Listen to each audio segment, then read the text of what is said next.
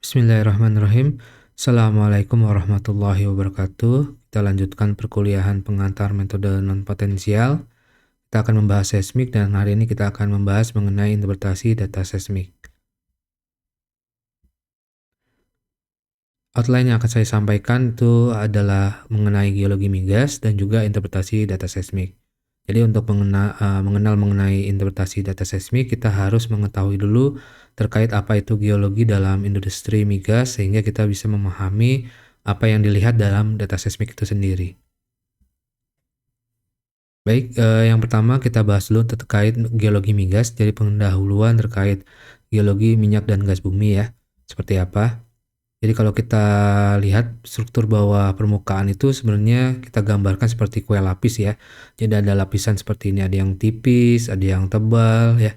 Terus kemudian kita ibaratkan misalkan di sini ada batu serpi, batu pasir ya, dan batu serpi lagi. Batu serpinya misalkan ada dua, tapi yang di atas lebih tipis ya, yang di bawah lebih tebal. Dan ada batu pasir yang mirip-mirip ya tebalnya dengan batu serpi di bawahnya.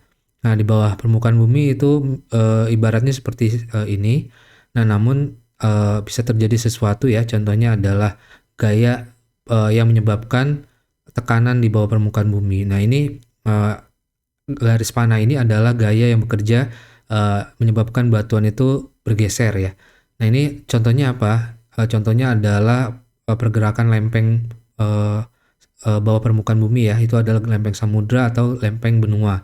Kalau teman-teman belajar tentang geologi dasar, pasti pergerakan lempeng itu akan terjadi ya, dan itu yang menyebabkan pergesekan di bawah permukaan bumi yang akan terjadinya gempa ya, salah satunya itu ya.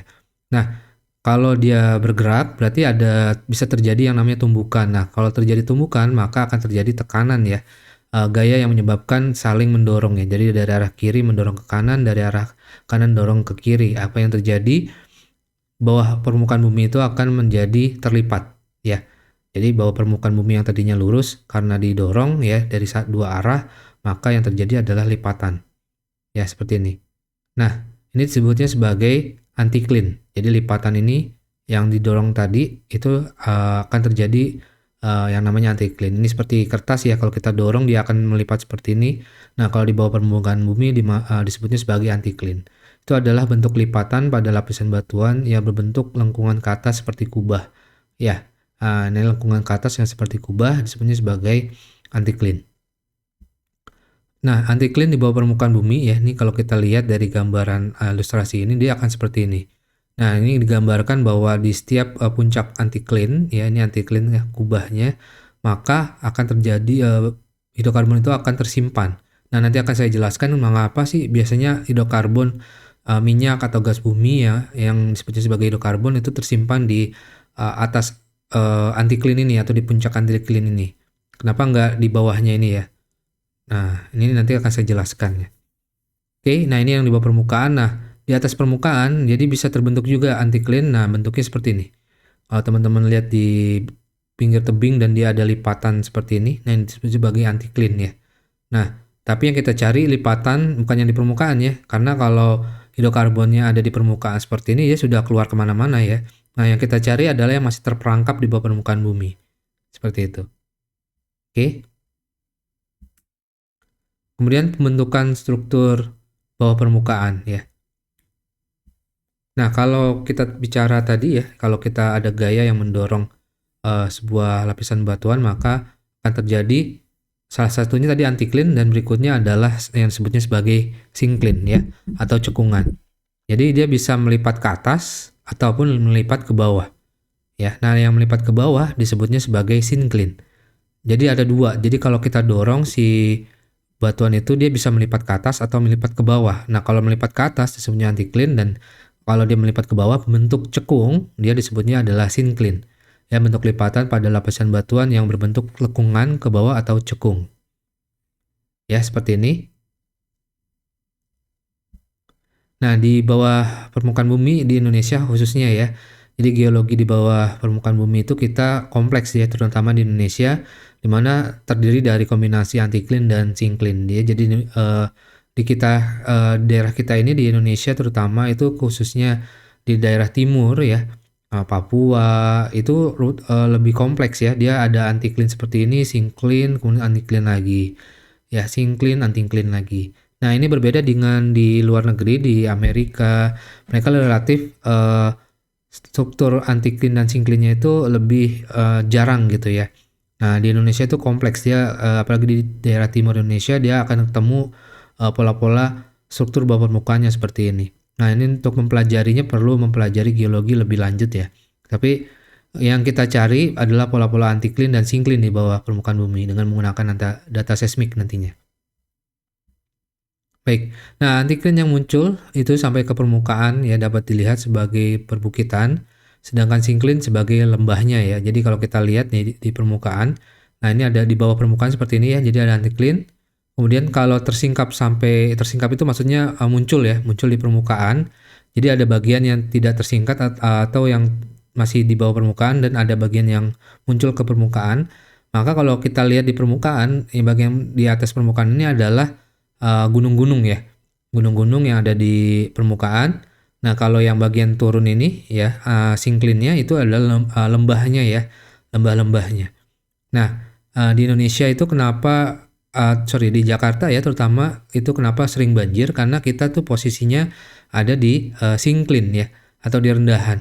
Nah, di rendahan ini. Nah, ini bukit-bukit ini, gunung ini contohnya yang ada di Bogor ya.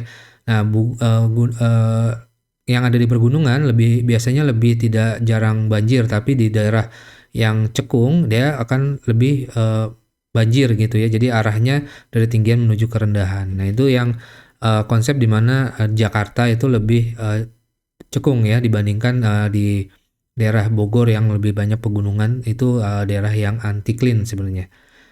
Nah, ini konsepnya seperti ini ya.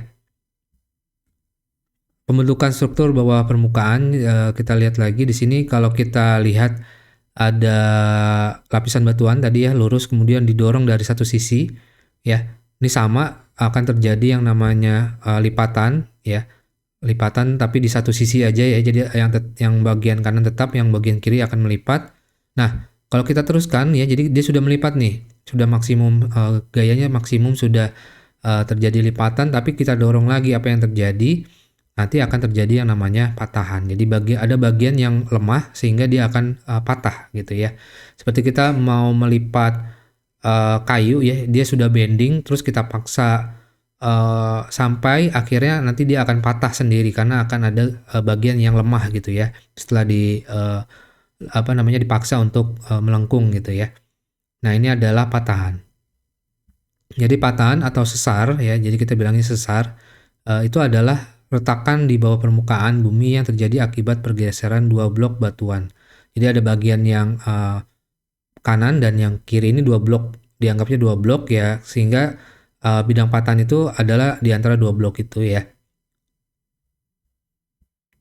Nah, kalau di permukaan dia seperti ini. Jadi ini adalah patahan yang merekah ya. Jadi rekahan akibat proses patahan dia kelihatan di permukaan bumi seperti ini. Ya. Jadi patahan itu ada 3 secara konsep geologi, itu ada patahan turun atau normal fault, kemudian ada patahan naik atau reverse fault, dan juga ada patahan mendatar atau strike slip fault ya. Kita lihat aja ilustrasinya. Jadi kalau kita ibaratkan ini dia ada 2 bidang kotak seperti ini. Nah, awalnya dia satu bidang ya. Tapi kalau satu bidang, yang satu kita tarik ke arah kita, yang satu menjorok keluar, maka yang terjadi adalah yang disebutnya sebagai strike slip fault ya. Strike slip fault ini dia mendatar, jadi searah dengan gaya tarikannya. Kalau ke kiri disebutnya sebagai left lateral strike slip fault, yang ke kanan ya, bagian ke kanan kita tarik disebutnya sebagai right lateral strike slip fault. Nah, ini banyak juga di Indonesia terjadi patahan mendatar seperti ini. Nah, kemudian ada patahan normal. Jadi bagian yang sebelah kiri ini sebenarnya gabung dengan yang kanan ya. Yang jadi yang kiri ini diam, kemudian yang bagian kanan tuh turun ke bawah.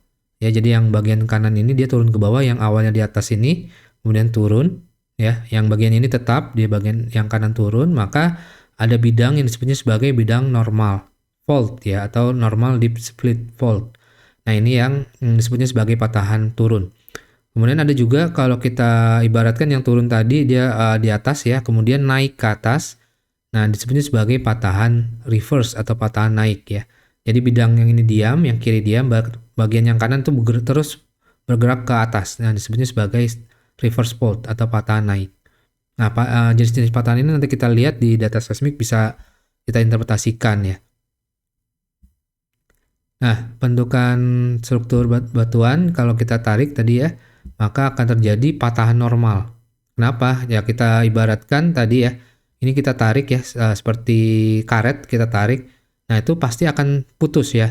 Nah, kalau di bawah permukaan bumi, kalau kita tarik terjadinya patahan normal. Atau tadi proses penarikan itu adalah extension, dia meregang ya, extension, sehingga akan ada yang putus atau patah. Di dalam hal ini akan terjadi patahan turun atau patahan normal.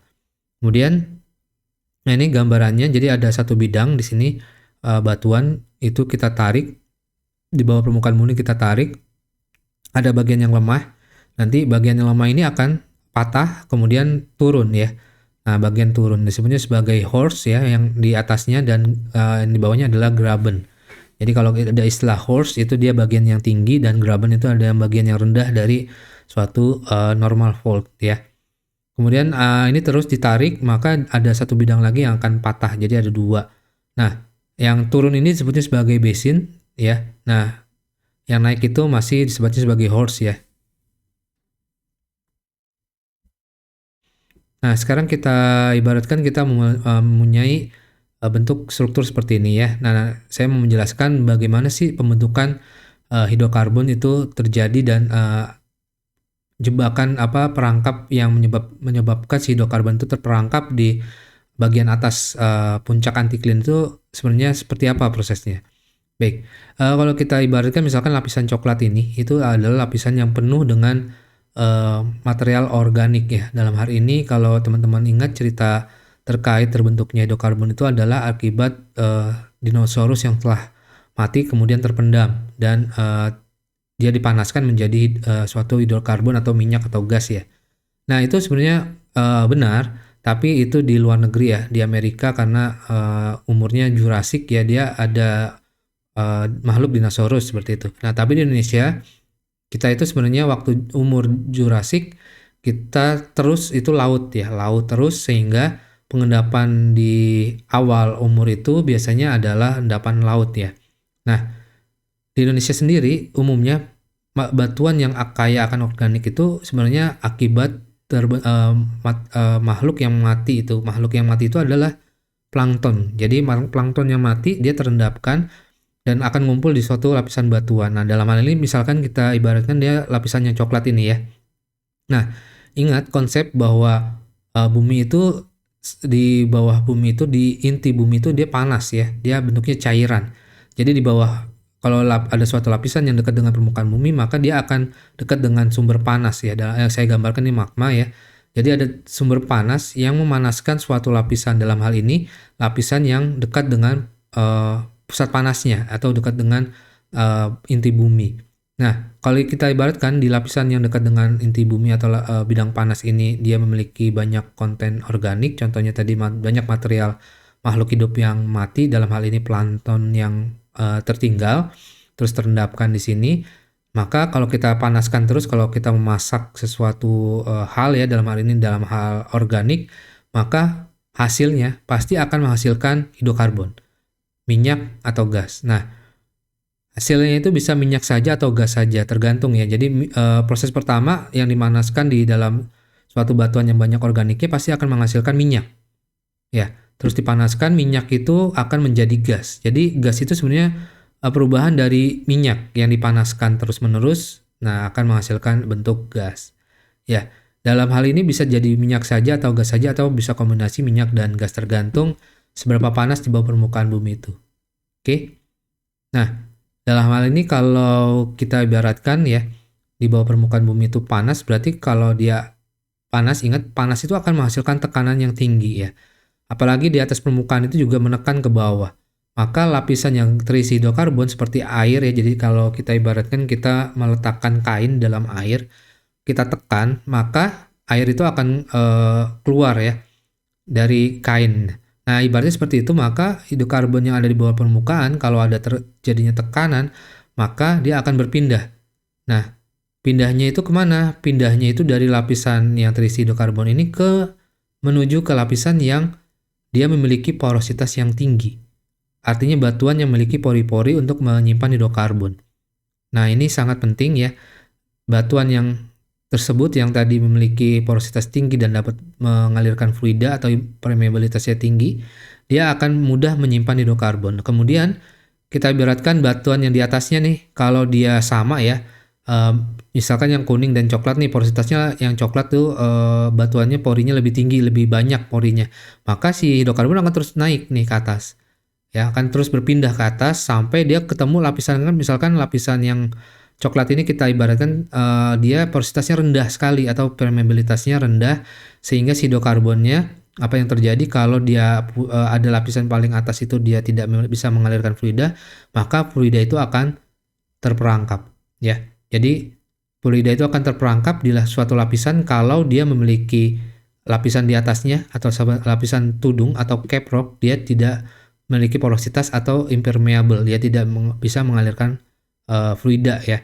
Jadi hidrokarbon itu akan terperangkap di suatu reservoir yang warna kuning ini kita ibaratkan batuan reservoir yang memiliki porositas. Nah, kalau kita ibaratkan lapisan yang kuning ini tidak memiliki porositas, nah berarti dia akan terus terperangkap di source rock namanya. Nanti saya jelaskan apa itu source rock. Jadi dia akan terus terperangkap di bagian batuan yang di sini. Nah, kalau dia di atasnya tidak memiliki batuan yang lebih porus gitu ya. Nah, tapi kalau adanya batuan yang porus, pasti akan ada jalur migrasi atau perpindahan hidrokarbon dari sumber ke bagian perangkapnya. Ya, nah ini dia perangkap. Nah, kalau perangkap ini ke kirinya nih, contohnya kalau tidak ada patahan, dia hidrokarbon itu akan terus jalan mengalir.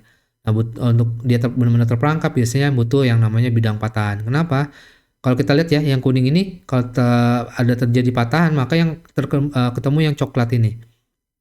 Ya, kalau kita ibaratkan yang coklat itu adalah lapisan impermeable yang atau dia non porus, dia akan ketemu lapisan reservoir yang porus, dia si fluida itu tidak akan bisa mengalir gitu ya.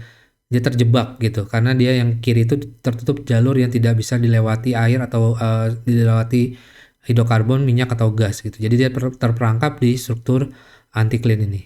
Nah, inilah konsep yang disebutnya sebagai elemen petroleum system. Jadi ada 5, itu adalah source rock, batuan sumber ya. Nah, mana batuan sumber nih ya? Batuan sumber yang dia bisa menghasilkan hidrokarbon. Tadi apa contohnya? Batuan sumber itu memiliki organik konten yang cukup banyak atau endapan laut dalam yang banyak terendapkan plankton ya. Seperti itu. Kemudian ada reservoir rock. Nah, ini yang warna kuning ini kita ibaratkan batuan yang memiliki porositas tinggi dan dia bisa menampung hidrokarbon, maka disebutnya sebagai reservoir rock ya, batuan reservoir. Kemudian ada proses migrasi ya, jadi ada perpindahan. Tadi ingat kalau dia semuanya ini di yang kuning ini misalkan non permeable dan juga tidak memiliki porositas, tidak akan ada terjadi perpindahan atau migrasi. Nah, ini kalau ada perpindahan berarti akan ada dia tersimpan di suatu tempat gitu ya, disebutnya sebagai migrasi, perpindahan ini ya. Kemudian ada seal rock atau cap rock ya, batuan penutup yang ini. Yang coklat ini kita ibaratkan dia non porous dan dia impermeable, dia tidak bisa mengalirkan fluida lagi ke atas, maka dia akan terjebak. Nah, disebutnya sebagai yang seal rock, yaitu yang coklat paling atas ini penutupnya seal ya. Tudungnya ini sealnya dia sebagai batuan perangkapnya. Kemudian ada trap. Trap itu bisa anti-clean ini. Anti-clean ini adalah trap atau patahan ini disebutnya sebagai trap. Jadi dia tidak bisa kabur kemana-mana. Itu adalah konsep dari elemen petroleum system dalam geologi migas ya, seperti itu. Nah, ini yang kita lihat, yang kita mau, yang kita cari di bawah permukaan bumi adalah proses, bukan prosesnya tapi bentuknya ya. Jadi kita mencari dulu bentuk anti-clean ya. Jadi kalau kita melihat di seismik ada anti-clean, maka kita bisa asumsikan bahwa di situ akan ada hidrokarbon ya. Namun tidak hanya anti-clean tapi harus memenuhi 5 elemen ini untuk yakin bahwa di sini ada hidrokarbon atau tidak. Nah, tadi balik lagi bahwa kita akan interpretasikan data seismik agar bisa kita melihat adanya bentukan anti-clean ataupun syncline tadi ya. Tadi anti-clean kita ibaratkan akan adanya jebakan hidrokarbon. Oke, berikutnya kita akan nah, tadi kalau kita tahu di mana anti-clean-nya, kita akan usulkan sumber pemboran pastinya ya, yang ada di puncak anti-clean-nya, bukan di bawahnya ya. Karena tadi ada proses migrasi dan dia terperangkap di puncak antiklin. Seperti itu. Oke, berikutnya kita interpretasikan data seismik ya. Jadi apa yang dilakukan dalam interpretasi data seismik itu adalah untuk melihat adanya bentuk pola struktur antiklin tadi ya, sinklin, dan juga patahan yang merupakan bagian dari sistem petroleum dalam eksplorasi minyak dan gas bumi ya. Jadi interpretasi seismik tujuannya untuk itu ya. Ini untuk seismik refleksi ya, untuk industri migas ya. Nah, contohnya seperti apa? Ini contoh data seismik ya. Jadi data seismik itu bisa menunjukkan adanya antiklin. Nah, ini yang pola-pola naik ke atas ya, ini antiklin. Nah, ini sinklin ya, yang mencekung ini sinklin ya, kemudian ada antiklin lagi. Nah, biasanya kalau kita mengusulkan pemboran pasti yang adanya bentukan antiklin ini ya, antiklin. Nah, ini yang antiklin ini.